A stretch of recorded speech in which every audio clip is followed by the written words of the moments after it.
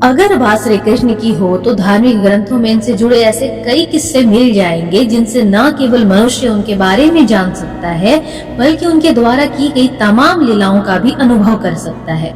हिंदू धर्म में इनके पैदा होने से लेकर इनके अंत तक से संबंधित ऐसी बहुत सी कथाएं वर्णित है, क्योंकि कहा जाता है कि न केवल इनका जन्म बल्कि इनका पूरा जीवन ही बहुत अद्भुत था। अब आप सोच रहे होंगे कि हम यकीनन आपको इनसे ही जुड़ा कोई प्रसंग बताने वाले हैं, तो हम आपको बता दें कि आप पूरी तरीके से गलत तो नहीं हैं। दरअसल हम आपको बताने वाले हैं कि इनके भाइयों के बारे में। जी हाँ, हम बात कर रहे हैं देवकी की 6 संतानों के बारे में, जिनका वध उनके ही मामा कंस द्वारा उसके मृत्यु के चलते कर दिया गया। शास्त्रों में इनके बारे में वर्णन किया गया है कि आखिर देवकी के 6 संतानें थी कौन। तो आइए जानते हैं हम इन सभी के बारे में। नमस्कार दोस्तों, तो स्वागत है आप सभी का हमारे YouTube चैनल पर और आप देख रहे हैं निशु की दुनिया फाइल। कंस देवकी का भाई था, जिसे अपनी ही मृत्यु के भय के चलते अपनी सगी बहन की संतानों को मारने की कसम खानी पड़ी। कंस अपनी सगी बहन के 6 संतानों को मारने में सफल भी हो गया था, लेकिन आखिर देवकी की ये संतानें थी कौन जिनका जन्म लेते ही कंस ने वध कर डाला। दरअसल बात है द्वापर युग की, जब मथुरा में कंस का राज था।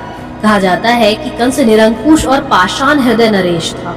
धार्मिक कथाओं के अनुसार कंस अपनी बहन देवकी से बहुत प्यार करता था, परंतु जब उसे ये पता चला कि उसकी बहन की 8वीं संतान उसका वध करेगी, तो उसने उसे तुरंत ही अपनी बहन को बंदी बना डाला और एक एक करके अपनी बहन की संतानों का वध करने लगा। तो कौन थे वे 6 शिशु? शास्त्रों के अनुसार ब्रह्मलोक में स्मृत, उद्रेत, परिश्वंग, पतंग, शुद्रमृत व घृणी नाम के 6 देवता हुआ करते थे, जो ब्रह्मा जी के कृपा पात्र थे। कथाओं के अनुसार इन पर सदैव ब्रह्मा जी की कृपा और स्नेह दृष्टि बनी रहती थी। इनके द्वारा की गई हर छोटी मोटी गलती को ब्रह्मा जी नजरअंदाज करते थे, जिस कारण धीरे धीरे इन्हें अपने ऊपर घमंड होने लगा। उन्हें लगने लगा कि उनके सामने हर कोई तुच्छ है। इसी दौरान उन्होंने एक दिन ब्रह्मा जी का भी अनादर कर दिया, जिसके फलस्वरूप ब्रह्मा जी को उन पर क्रोध आ गया और इसी क्रोध के आवेश में आकर उन्होंने उन्हें पृथ्वी पर दैत्य वंश में जन्म लेने का श्राप दे दिया। श्राप मिलते ही उनकी भ्रष्ट बुद्धि ठीक हो गई और वो ब्रह्मा जी से क्षमा याचना करने लगे। ब्रह्मा जी को उन पर दया आ गई और उन्होंने उसके श्राप को कम करते हुए कहा कि अब तुम्हें दैत्य वंश में जन्म तो लेना ही पड़ेगा, पर तुम्हारा पूर्व ज्ञान बना रहेगा। जिसके बाद समयानुसार उन 6 देवताओं ने राक्षस राज हिरण्यकश्यप के घर जन्म लिया। इस दौरान उन्होंने पूर्व जन्म का ज्ञान होने के कारण कोई गलत काम नहीं किया। सारा समय उन्होंने ब्रह्मा जी की तपस्या कर उन्हें प्रसन्न करने में ही समय बिताया, जिससे प्रसन्न होकर ब्रह्मा जी ने उन्हें वरदान मांगने को कहा।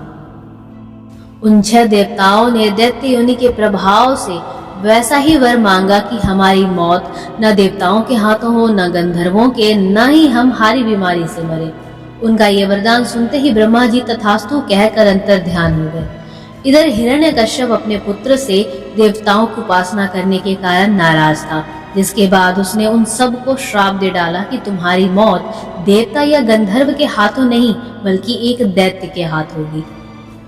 कहा जाता है इसी श्राप के चलते उन्होंने देवकी के गर्भ से जन्म लिया और कंस के हाथों मरकर सुतल लोक में जगह पाई। तो आज के वीडियो में बस इतना ही। मिलते हैं अपने अगले वीडियो में, तब तक के लिए जय श्री राम।